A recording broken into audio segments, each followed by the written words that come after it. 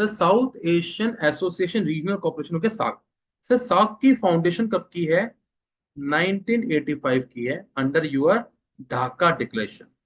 Yes बेटा, Dhaka declaration में कहीं ना कहीं ये आपका सार्क ग्रुप फॉर्म हुआ। सर सार्क ग्रुप की बात करें तो सार्क ग्रुप के मेंबर्स कौन से आते हैं? सर ये आपके आते हैं Afghanistan, Pakistan, Nepal, Bhutan, Bangladesh, Sri Lanka, Maldives. And last member to join this SAARC group was Afghanistan. ठीक है। अब कहानी ये बन रही है कि जी ये जो कंट्रीज हैं, मतलब 1 2 3 4 5 6, 8 जो कंट्रीज हैं, 8 कंट्रीज में सार्क के ग्रुप है। अब सार्क ग्रुप को बने हुए बहुत साल हो गए, बट सार्क ग्रुप बहुत सक्सेसफुल ग्रुप नहीं माना गया, क्योंकि सार्क ग्रुप में कहीं ना कहीं ट्रेड को लेके कहीं ना कहीं चीजें नहीं इकट्ठी बैठी। क्योंकि ये देखा गया सार्क ग्रुप की जब भी मीटिंग्स होती हैं तो कहीं ना कहीं इंडिया पाकिस्तान आपस में कहीं ना कहीं एक दूसरे को पॉइंट आउट करते रहते हैं टेररिज्म को लेके, और इसी वजह से सार्क ग्रुप कहीं ना कहीं डेवलप नहीं हो पाया। अब इसकी वजह से जो बाकी इंडिया की नेबरिंग कंट्रीज हैं वो कहीं ना कहीं परेशान है।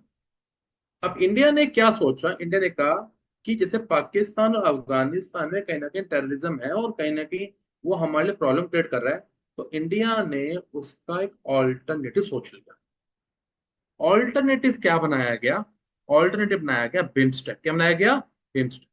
अब सर बिम्स्टेक क्या बोला गया? बेटा बिम्स्टेक की फुल फॉर्म है आपका बे ऑफ बंगाल। नहीं, बे ऑफ बंगाल है ये।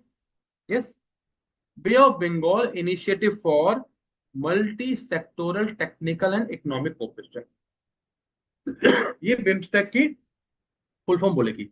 मोटिव ये बोला गया, जो जो कंट्रीज आपकी जो कंट्रीज आपकी इस बे ऑफ बंगाल से अपना कोस्टल एरिया टच करती हैं, जो जो कंट्रीज आपकी इस बे ऑफ बंगाल से आपका कोस्टल एरिया टच करती हैं, वो कंट्रीज कहीं ना कहीं इस ग्रुप को ज्वाइन करेंगी।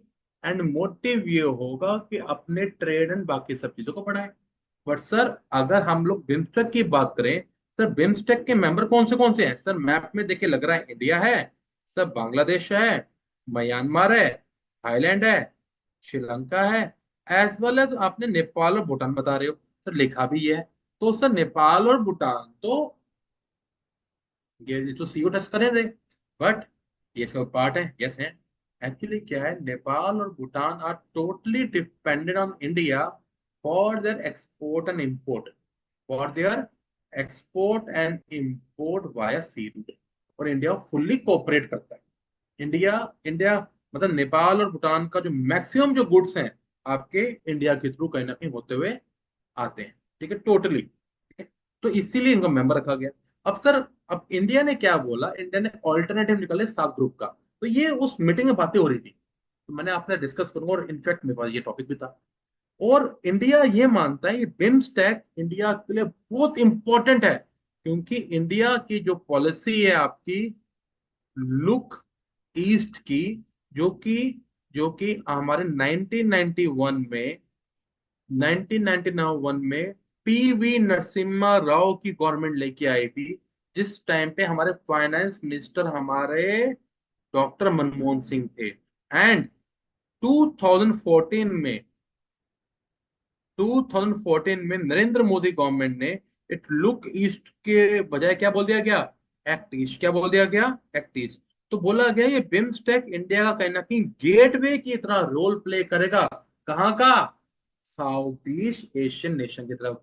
क्योंकि इंडिया अपना ट्रेड कहीं ना कहीं साउथ ईस्ट एशियन कंट्री में बढ़ाना चाहता है।